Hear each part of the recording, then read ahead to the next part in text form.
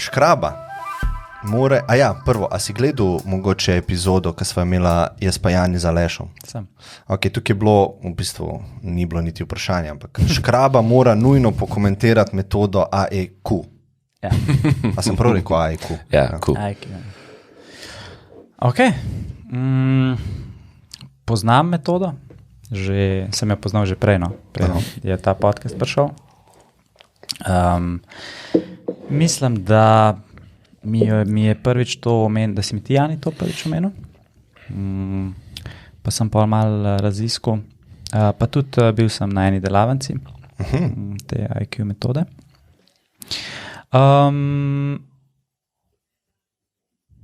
Mislim, nimam zdaj, da bi imel neko izdelano mnenje, kar pa sem, mislim tako, smešno, se rekel, nijem izdelano mnenje, zdaj bom pa ful govoril. Kaj boš ful govoril? Okay. Ne, sam tako, malo sem razmislil, ko sem videl to vprašanje. Mislim, da ni to nič revolucionarnega. To so samo zdaj neki koncepti, ki so že znani vrsto let in desetletji in so zdaj zapakirani pač pod neko ime. Ne? Vsak, ki je, mogoče jaz na to malo drugače gledam, zato ker sem hodil sem na športno gimnazijo, ne? Bil sem 10 let v športu, tako da vse, kar Aleš govori, ne,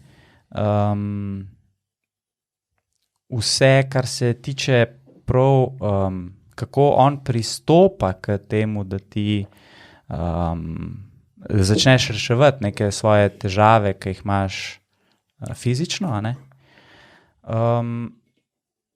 Mi vemo, da nastanejo zaradi ali nekih poškodb ali pa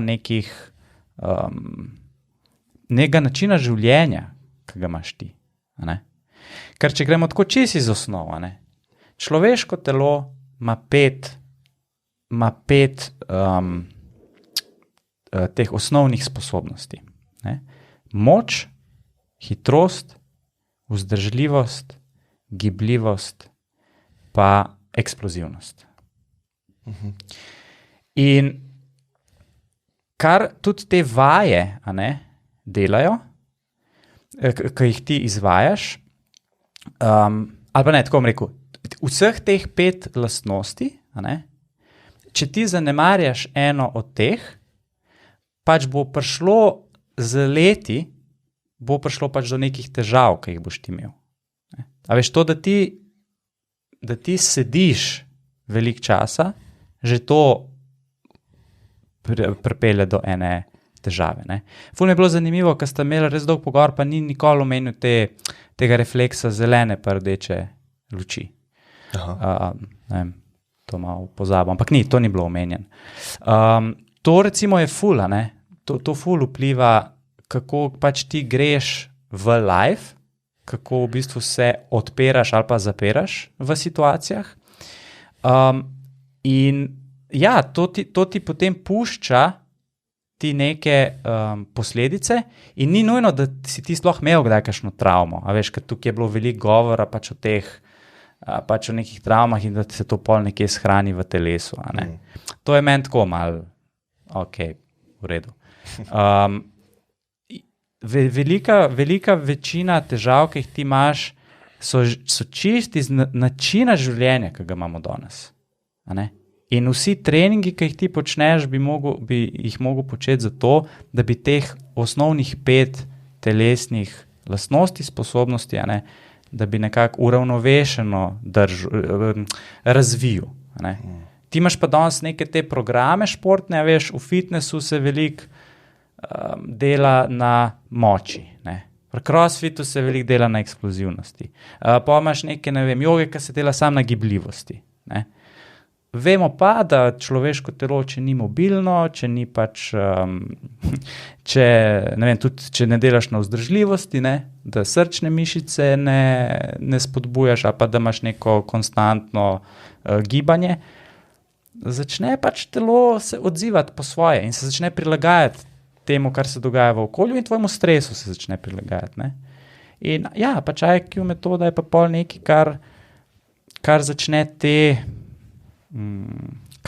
pač te posledice zdraviti in to počne na način, da proba najti izvor tega, kar se mi zdi super. Mislim, tam spodaj sem videl, da se je po to debato se je razvila nek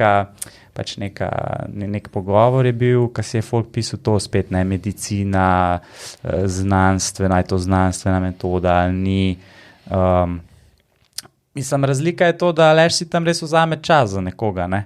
Ker si en zdravnik nikoli ne vzame, mislim. Ja. Tako da, meni je to zelo všeč, ker mi je dobro, ker gre za to, da se dela na enem temu aspektu mobilnosti, ki se pač mogoče v drugih nekih trenažnih procesih zanemarja, zato, ker je naša družba naravnana na izgled. Veliko ljudi se ukvarja ali pa skrbi za zdravje, zato, da bo bolj izgledal. Ne zato, da bo lahko sedel 8 ur pa se spopadal z stresnimi situacijami v življenju. Ne? Ja, dobro je, da je korelacija med tema dvema doskrat. Ja. Če izgledaš dobro, načeloma je koreliran s tem, da si bolj zdrav. Ne? Če izgledaš katastrofa, načeloma, ja. bolj je, kakor ne. Tako da, ja, mislim, zanimivo, no? Zanimiva oseba, Aleš. Tako da meni je bil všeč pogovor, ki ste ga imeli. Tudi mislim, da ste ful dobro tako sestavili, pa kar je on povedal. Ne bi pa rekel, da je to neka zdaj revolucija. No.